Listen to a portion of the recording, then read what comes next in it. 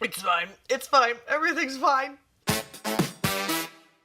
You know those times where you decide to do that thing that you figure could possibly be a bad idea, but you do it anyway? I went back to that rich neighborhood dumpster and found Pia Zadora's first Razzie Award-winning film, Butterfly. Sometimes I wonder what I ever did to me to deserve what I do to me. 1982's Butterfly stars Pia Zadora, Stacy Keach, Ed McMahon, yes, that one, Orson Welles, yes, that one, and June Lockhart, that one from Lost in Space. Just like The Lonely Lady, Butterfly was funded entirely by Pia Zadora's millionaire then-husband, Meshulam Rickless. However you say it, if Lonely Lady is any way to judge, this man was more than rickless with his money in this film, let me tell ya. I have a feeling I should probably be drinking for this. I guess we'll see if that's necessary. Strangely enough, this film actually won Pia Zadora a Razzie Award and a Golden Globe Award. How? You'll have to stick around till the end to find out. It was a queer, sultry summer. The summer they invented Spam. A truck driver picks up a hitchhiking Katie, played by Pia Zadora, with her clearly not 80s haircut. Maybe we could stop and stretch somewhere. Is this gonna turn out to be some high-budget porno?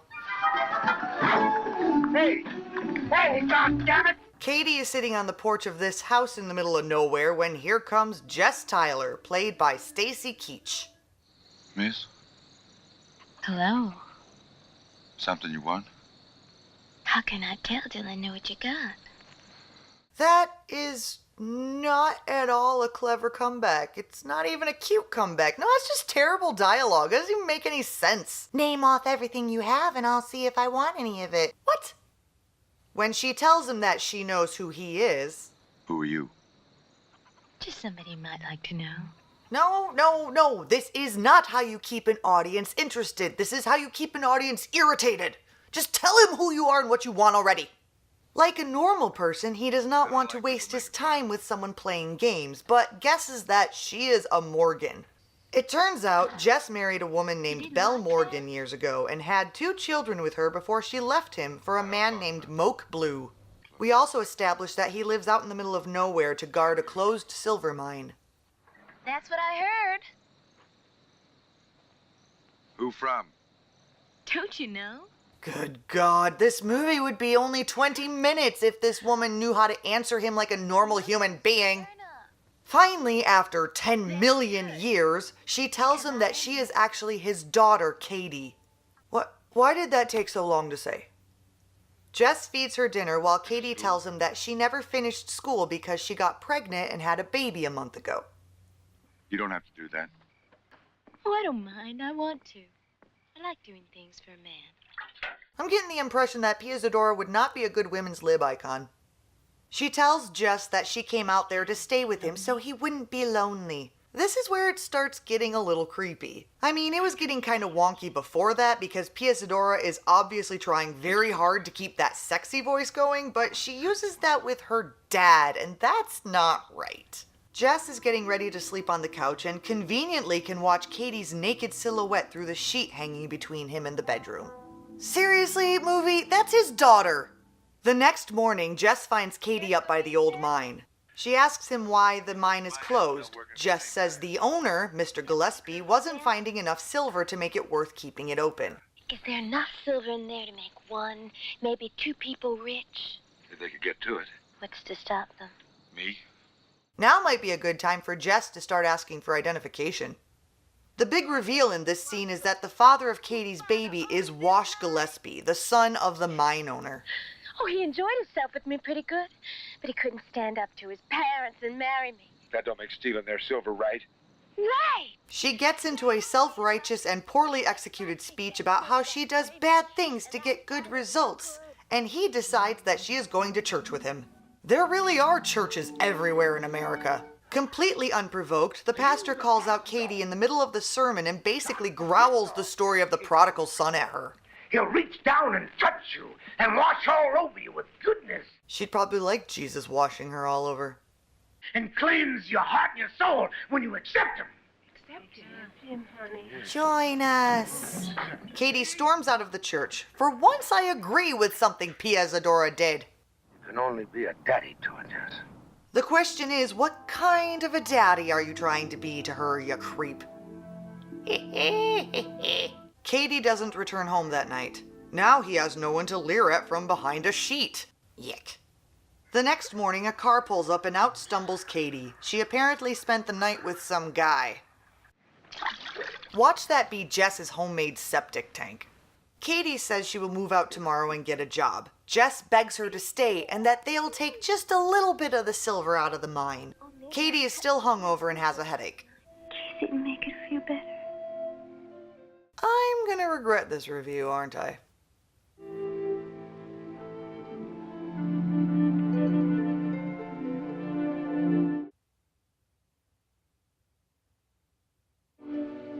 Just rest now. Take it easy. Electra complex much? They head into the mine the next day. Jess shows Katie the difference between silver and zinc and how to chip away at the rock.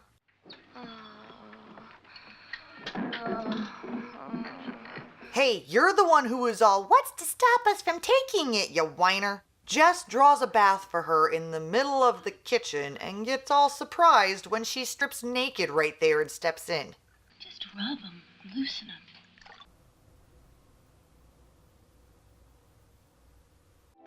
Oh, her shoulders!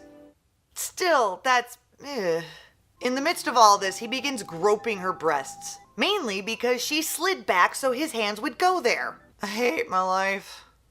After an incredibly awkward moment, he pulls away and she questions why. Why? It just ain't right. It's right if it's good. You're not gonna start that again, are You're you? my daughter, Katie. I'm a woman, too. Absolutely not a good argument. You just got some the night before. You have no excuse.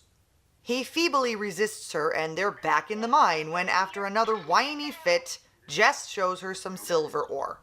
Oh, we're gonna be rich, Jess. Rich. They go into town and Katie runs off to buy a dress, then goes dancing with some guy. Dad seems jealous. Review another Pia Zadora film, I said. It'll be fun, I said. Katie tells Jess that she is going for a ride in that guy's new convertible. Jess tells her not to. Sometimes people need to be made to feel good. Come home with me. It'll be different.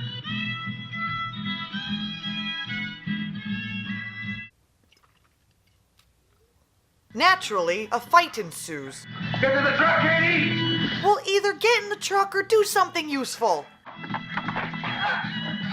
Not ideal, but at least you're trying. That's a start.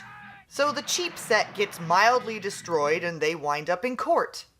Why, Orson Welles? Why? Judge Orson Welles and Katie have a contrived, awkward moment on the bench where he smells her breath for alcohol. He threatens that the next time she gets in trouble, she will be sent to reform school. Discipline! Shut up, entire cast of Fiddler on the Roof! One incredibly awkward car ride later, they get home to find Katie's sister Jane and Katie's baby boy waiting at the house for them. He's your grandson. That's one bucket of ice water right there. What's this?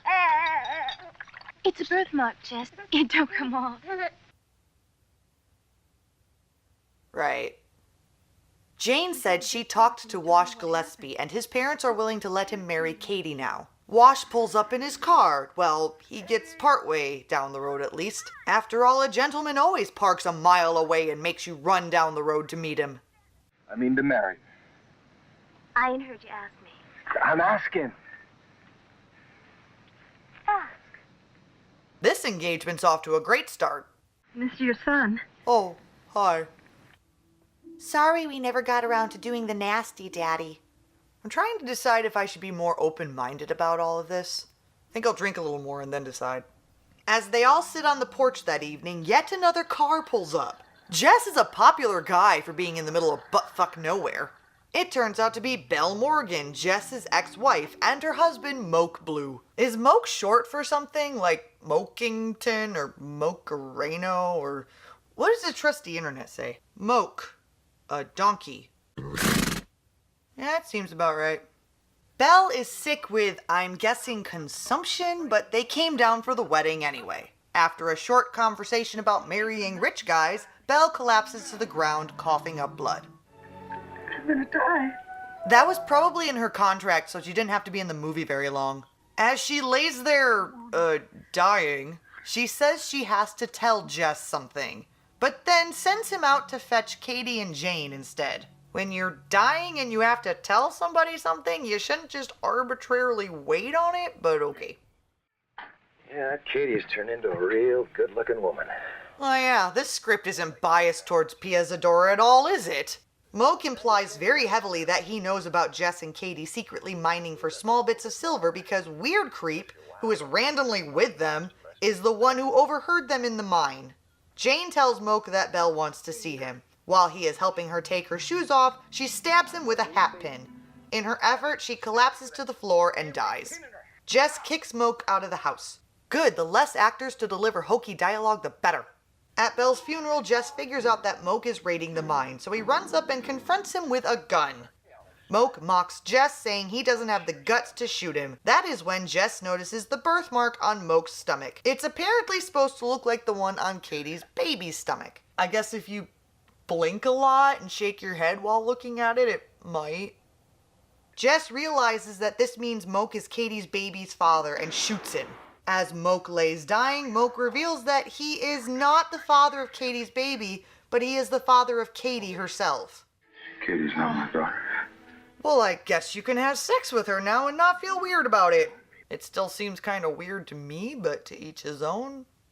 Instead of getting a doctor, Jess drags Moke farther into the mine and lets him die. Oh, Ed McMahon, was business that bad that you had to be a part of this nonsense? Jess tells Wash and his parents that the father of Katie's baby is actually Moke Blue. Really? You're gonna do this? Okay. Wash doesn't believe it, but Jess assures him that it's best if he never sees Katie again. Naturally, this bums Wash out a bit. He might want to go fix his eyeliner before plotting his next move, though. Of course, like a stand-up guy, Jess doesn't tell Katie any of this, and the day of the wedding, they all sit waiting for the car that he knows isn't coming to pick them up. Good job, douchebag. The next day, Katie decides that she wants to get more silver out of the mine as revenge against Wash and his family. As Jess feels up her thigh under the table, they decide that they need to go into the mine right then and there. Weird Creep sees them heading into the mine and follows them. Oh boy, here we go. You get the idea. Later, the sheriff pulls up to Jess's house and arrests them both for incest. We're back in Judge Orson Welles' court, where Weird Creep is testifying about what he saw Jess and Katie doing in the mine. The wickedness of man is great upon the earth. Oh, poor Orson Welles. Listen to him. He doesn't want to be in this movie. Jess claims that he is guilty, but he forced her to do it, so she shouldn't be punished. She tells the court that she was not forced. Is it just me, or does she have a distinct sunglasses tan line around her eyes? Anyway, she gets into how she loves him and he loves her, and finally... She's not my daughter. Dun dun dun! She really isn't your daughter, then why did you get yourself into this mess? All you had to do was tell her. Yeah, dumbass. Because she never really had a father. Especially not one that made sweet love to her in a mine. What do you know about this girl's father, whoever he may be? I know Moke ain't, How do you know that? 'cause he tells me everything. Moke Blue's my brother. Dun dun dun! Well, he's technically not your brother anymore because he's dead, but you don't know that, do you? Because he's still in the mine. That's right, go on. I want you to look at this baby's belly. He's got a red birthmark, a butterfly. Is that why this is called Butterfly? You're trying to say these birthmarks look like butterflies? Fine, whatever. If it gets the movie to continue, I'll go with it. It's a butterfly. It is a butterfly. No, it's not. I tried to believe it. It wasn't working. Well, there's Wash waiting outside for Katie. He tells her what Jess told him the other day about Moke Blue. So, buddy, you're cool with the fact that she slept with a man she thought was her father? I don't want to lose you. Jess, you'll never lose me. You're my daddy. And you always be my daddy.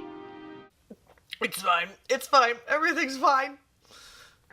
And with that, Katie and Jane ride off with Wash and leave Jess in the front of the courthouse alone. Fun fact, this closing song is performed by Pia Zadora. Well, at least she's better at singing than she is at acting. So you tell yourself be strong. Well, somewhat. Little bit? Okay, maybe not much.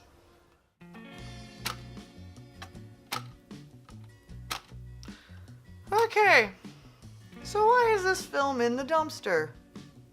Well, let's get the stupid part out of the way first. Whether your opinion of incest is it's a crime for a reason, or it's just kinda awkward, or you don't see what the big deal is about it, I bet you can agree that this topic is going to be jarring for a large portion of the population. In order to not alienate that large portion of the population, you need to make the rest of the film worth it. And this one just isn't. One of the worst problems with it is the fact that we don't see the relationship between Jess and Katie evolve naturally. Katie enters the scene already all hot and bothered for anything that moves, except the truck driver apparently. Jess is all, I don't know about this, and all of a sudden out of nowhere is like, let's do this. We also don't see the slightest bit of chemistry between these two characters. These characters aren't even endearing as individuals, much less as a couple. Therefore, we don't give a shit what happens to them at the end, so we have no reason to watch the film until the end.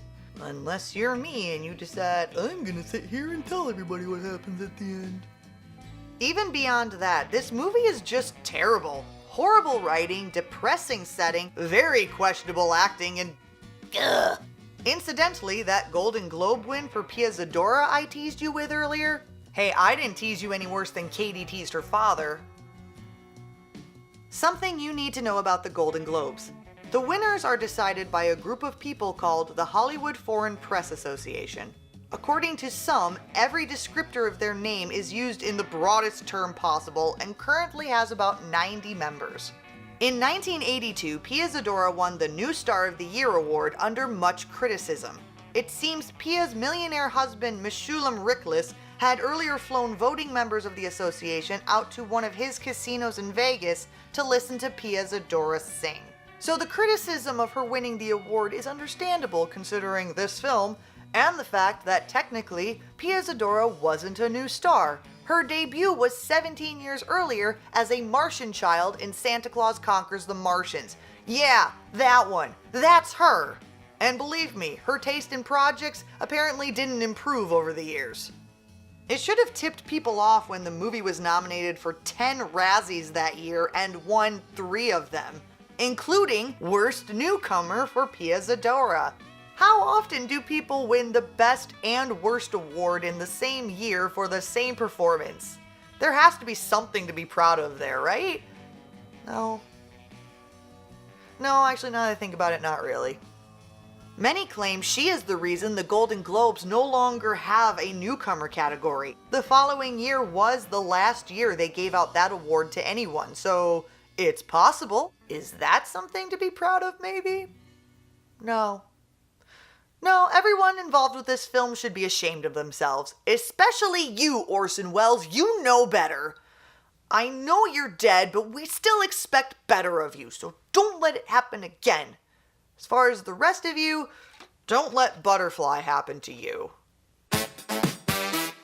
Crime against nature, shocking and repulsive to every basic sense of propriety, decency, and good citizenship.